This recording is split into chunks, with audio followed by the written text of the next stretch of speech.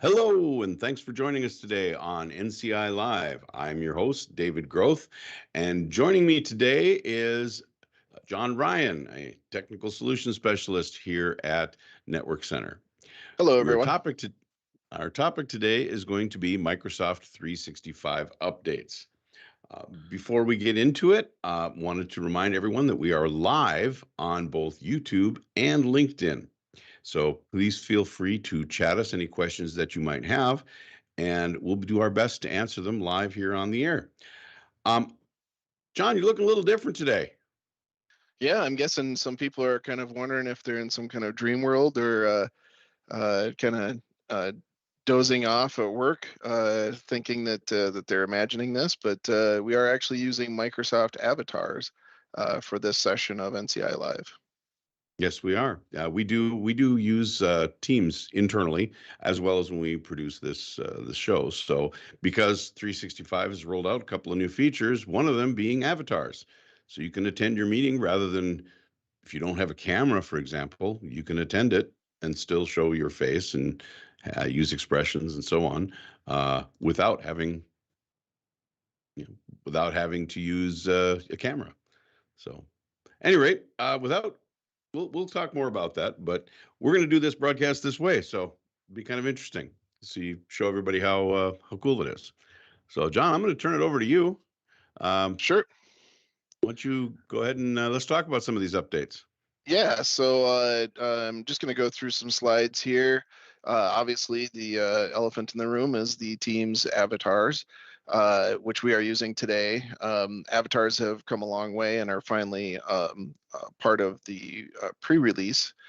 So if you're on the preview, you have access to avatars and are able to go in and create a kind of cartoon version of yourself.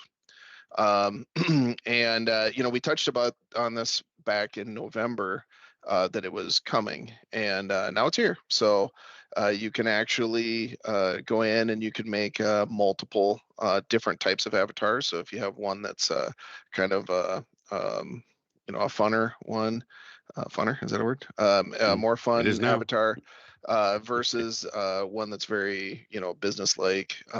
Obviously, you can see in some of the screenshots up above, you can, add hats and zip ups and whatever you want to. They also work with backgrounds. So as you can see with David and myself, we have office backgrounds that we use in conjunction with the avatar. You can use it without a background if you want. As well, but this also allows you to make it look like it's more of an office type setting. And you can go in and completely, change, your face shape if you want to try to make it look as much like yourself as you can. There's some limitations, but just think of it as like a Sims character creator. Yeah. One of the things, couple of things I love about it is, first of all, those of you who have attended NCI Live several times, you'll notice that the background that I've chosen, it's a preview feature, but you can upload a background. You have to accept and acknowledge that, yes, we know this is a beta feature, but you can upload backgrounds. And this is the same like actual room that I broadcast from. And in addition, the other feature that I thought was kind of neat is that if you have, say, prosthetics, if you have prosthetics on your body somewhere, you can actually incorporate that into your avatar. They have an option there for your avatar to have a prosthetic. So just some really neat stuff. Like they put some thought into this. Yeah, and the idea is to, be able to customize the experience. And for the people who don't want to be on the camera or can't be on a camera, they can create, a cartoon version of themselves. And David actually can display some of the kind of pre optional animations. So there are things that you can do that, you can react to certain parts of presentations. From yawning to golf claps, to cheering people on, and even dabbing and all that stuff. So it's very cool. Sometimes maybe a little distracting if you're really going to town on it, but it does allow you to interact as the avatar. It does not use your camera to mirror your movements. So if you are, a hand speaker and you like to throw your hands up and down, you probably just want to use your camera versus trying to find an animation that, exaggerates your point with Mhm. movements. So I, anyway, so I was that? will add that to your point that I use the word yet, because with Microsoft, they're constantly, as we've seen, they're constantly adding new features. And this feature right now just use the audio and the inflection and has some naturalistic things in the background. But with Microsoft's investment into the AI platform, uh, I believe that they're going to, just my personal opinion, but I think they're going to start paying attention to what your expressions are and be able to animate things even further. Because if you'll remember, we mentioned it last year, Microsoft Mesh, and that's their foray into the the VR world. And so having the avatar built will then allow you to interact in a VR environment and collaborate that way. So it's really taking collaboration to the next step. So I'm really excited for this. Now, as whether people and companies adopt it, that remains to be seen. I think there'll be kind of a, whether we get early adopters or widespread adoption, I think that remains to be seen. Yeah, and if the whole point of being on the video is to make sure that you're capturing your audience and making sure that people are paying attention to the presentation, obviously you can walk away from your computer with your headset on, and it's just going to show your avatar just kind of sitting, partially smiling, and kind of Hmm. nodding. Um, at the presentation. So Yep. where it's nice to not show that you're taking a drink of your coffee or whatever. No. It also won't show that you're not currently paying attention to. So Right. there's probably some bugs to work out on it, but I think if it does go to that mirroring, your movement and your features, I think that that'll fix that problem. So. Mhm. And it does allow people that are on the presenting end to have something to talk to, have some animated piece to talk to, because talking to a circle that doesn't respond is difficult to gauge. And the seeing an avatar there, people tend to talk, just it you talk and communicate differently to something that represents another human being. So It's not the green screen with the tennis ball that you have to talk to. no. All right, so probably enough on avatars. If you guys have any questions or anything, hit us up for more questions. If you're having problems getting one set up and you really want to do it, we can kind of walk you through that as well, just to show you where it's at. Second thing, active speaker view. So along with that, one-to-many presentation, or even just in your normal meetings within Teams, there's under views, they have a thing called speaker view. Now, by default, it shows up in gallery view. So you'll see just everyone is kind of tiled. And the ones that are sharing their screens or their video will typically be bigger than the little circles of the people who aren't. But if you put it in speaker view, this actually automatically changes them to a 16 by 9, brings them to the forefront and makes them the main speaker. So as you're talking, it'll actually flip to that. Now, this is an individual experience, so Mm. you're only changing that in how you view the meeting that you're in. So it's a attendee or an audience feature for speaker view. But it gives you a higher resolution of the person that's talking. And you can flip back to the other view if you don't like this view. But it's really designated for larger audiences. So if you're doing a town hall or anything like that, it's better to set up that speaker view when you can. So. Yeah, I've been on meetings, Teams meetings, where you have like one speaker, like say the organizer, and it can get confusing because you might have 60 attendees and you don't know who's necessarily speaking because they're not necessarily the active presenter. Whereas this can then enhance the speaker and show them off in a more, uh, show them off more so you can see them. The meeting recap, you can actually within a meeting. So if you're familiar with doing a meeting in Teams, you'll know that it throws kind of a Teams channel off to the side that shows the meeting that you're in. You can now go into the meeting itself on that list on the left side, and you can actually go to a recap tab now and actively add notes to it, attachments, anything that's being discussed within the meeting. So it's kind of like an active recap. It does also include any of the transcripts that you have within the meeting itself, and as well as add the recording to the meeting. That recording, when you click on it, you can watch it right through Teams, and it kind of puts everything in one little condensed area.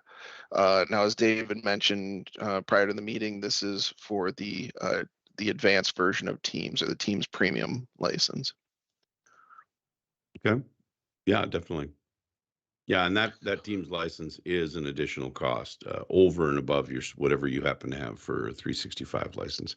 But that Teams license does include a lot of different functions, and you can expect that if your company is a very heavy user of Teams, and I mean very heavy, the standard functions of Teams are significant, but you need to do a lot of advanced meeting functions. You will want to look into the premium features. But anyway, Yep. this is great. So the next thing that's new is Microsoft Teams Notes tab. So before you had posts where you could, so that's that first, I guess, tab. You could do posts, which were more chat type of information, or tagging people to add to a team. And then there's files where you can upload files to co-edit and share. And now there is a notes section of it, which is a version of OneNote. Um, and Mm. it's basically a place where you can put quick notes for the channel, and something that end users can click on and get kind of instant information, as opposed to having to download a file as it relates to that team. Excellent, excellent.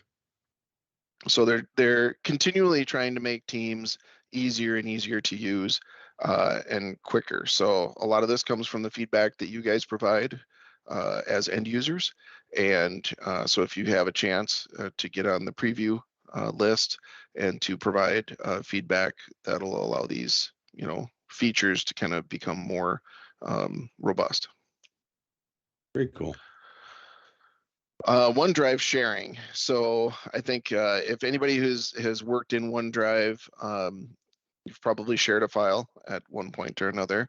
And what they're trying to do is get more people to use the OneDrive sharing in a more simplified version. So now they've built out this, as you can see, the share strategy review up in the top right. They've built out the sharing window in it to allow you to do a lot of things from this window. So at the lower left, you can see people in Kotoso with the link can view. That'll show what they call your scope of the share. And that'll let you know like what you have set up within the share and how you're sharing it. The top gear on the top right is where you can actually make those changes and set up settings on whether you're sharing it internally or outside of the company.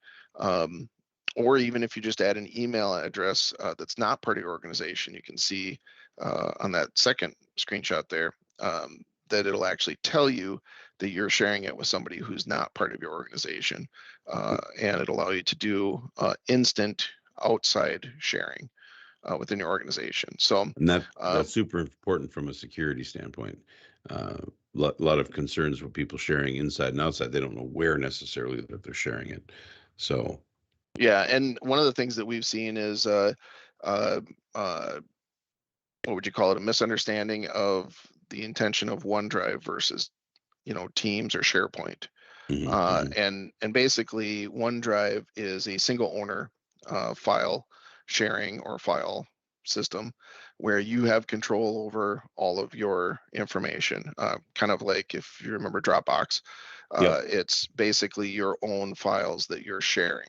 So you probably wouldn't want to put like an HR document in there or something that you want to be able to share with multiple people, but you also want part of your team to have access to it to adjust it or kind of co-own that file with you.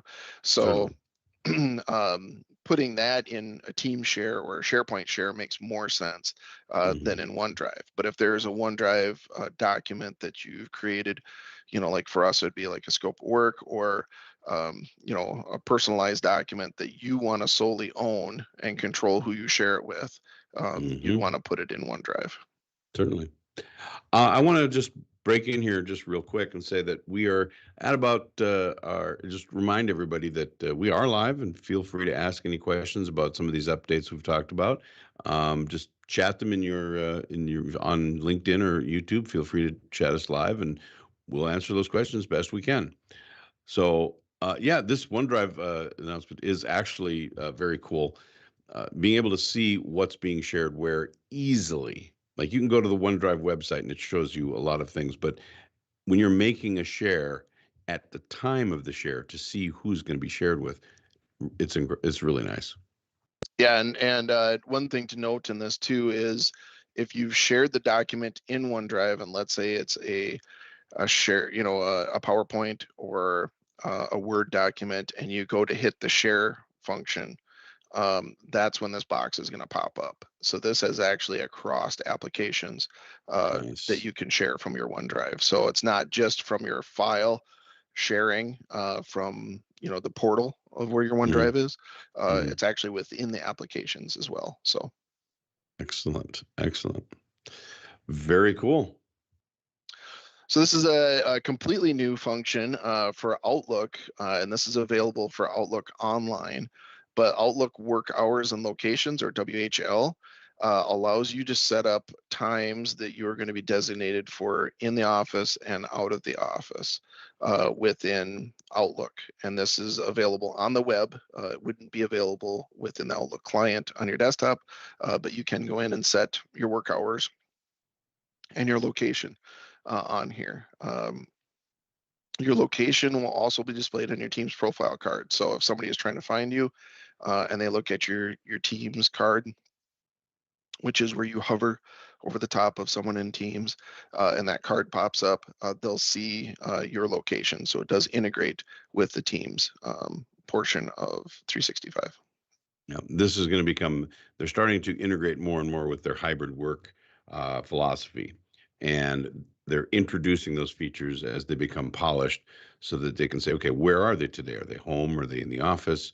But they can see that they're actually working and you can set their schedules, or they can, excuse me, they can set their own schedules to where they're going to be.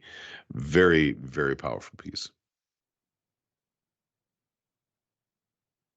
Next thing, jumping out of the I guess Teams and application side, going towards the Microsoft Intune.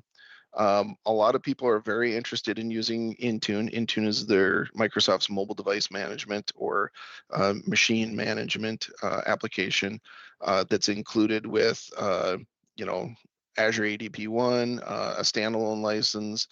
You can add it by upgrading to Premium, Business Premium.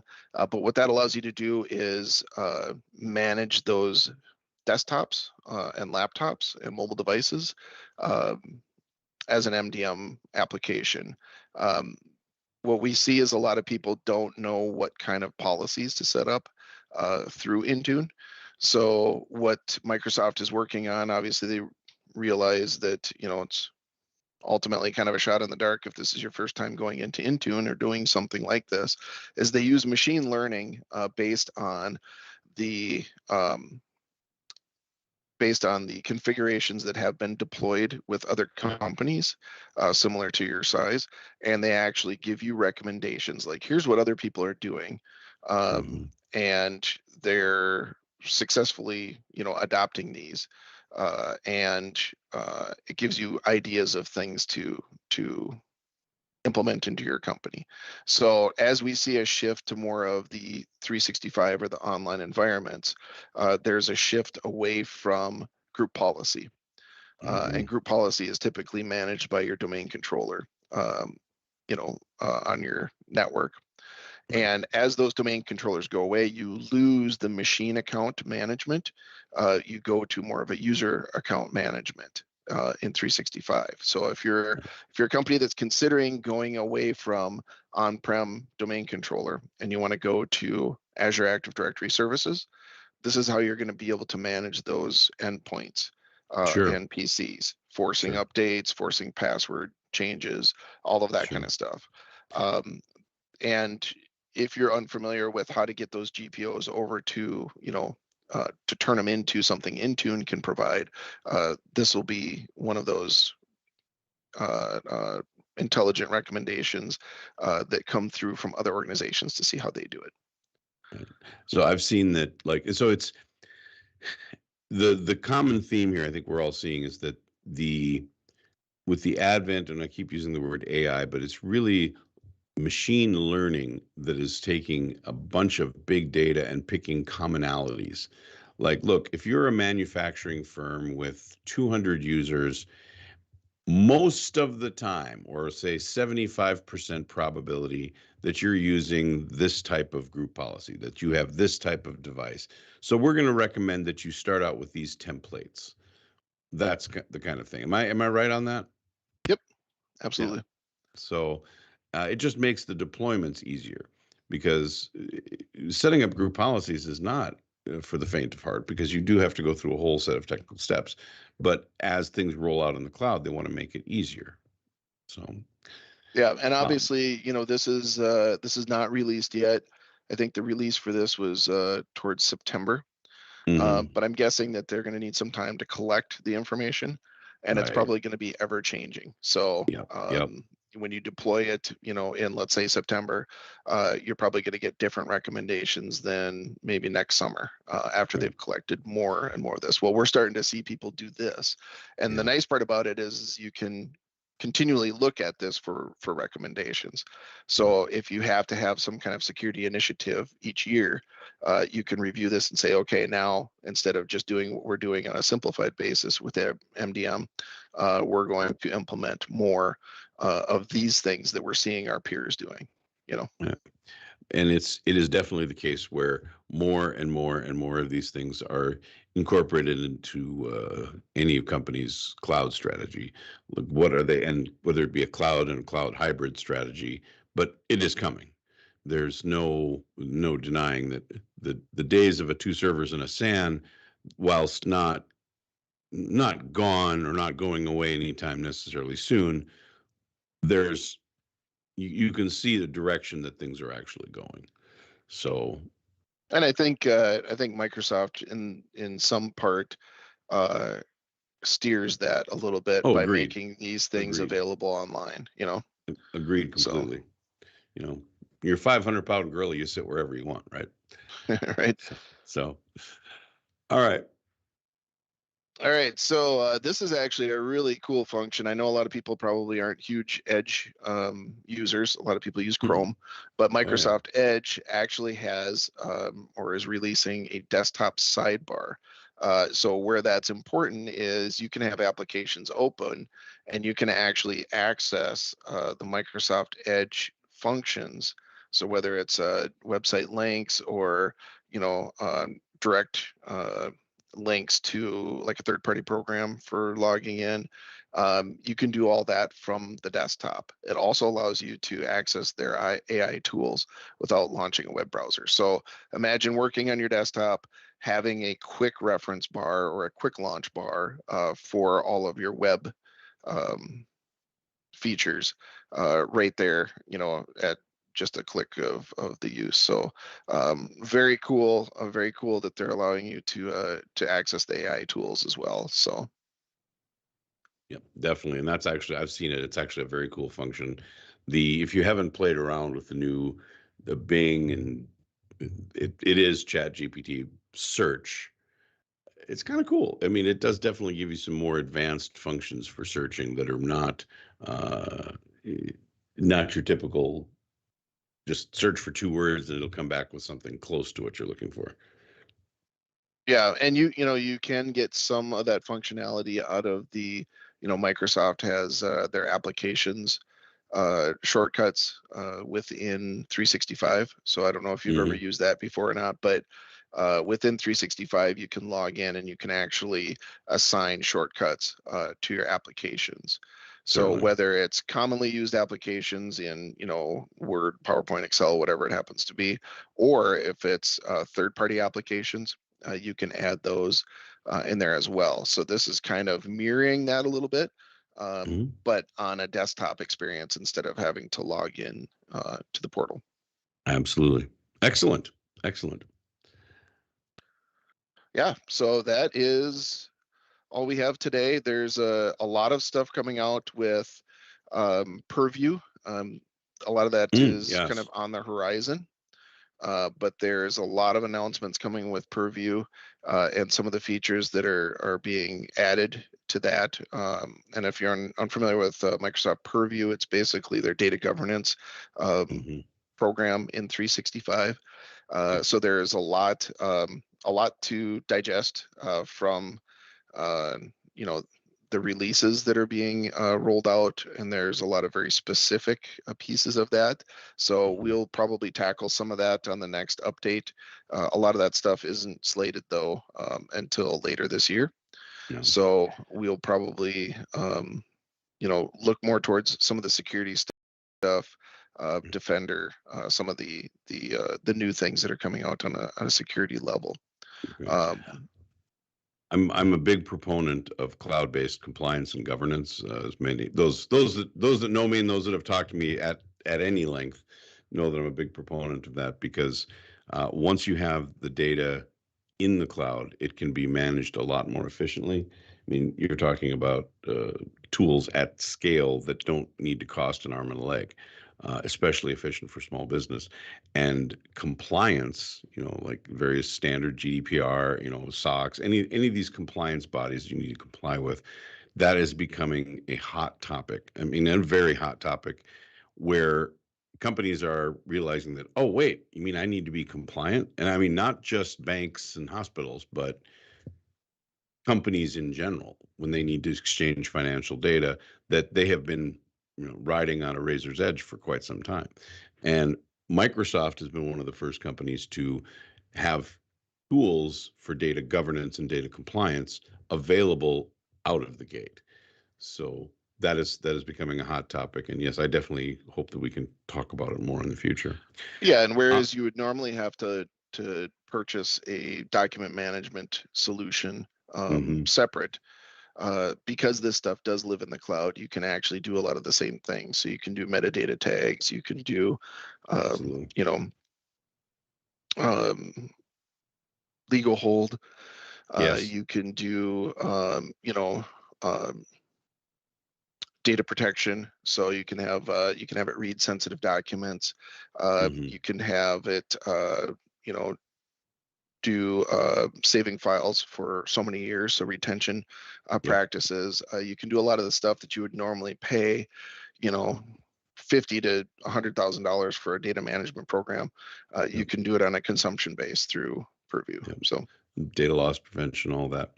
Well, yep. I hate to kind of cut this short because I know we could talk a lot about various 365 stuff and just keep going on and on, but we've reached the end of our time together today. For those of you that have joined us today and stuck with us, I do appreciate it.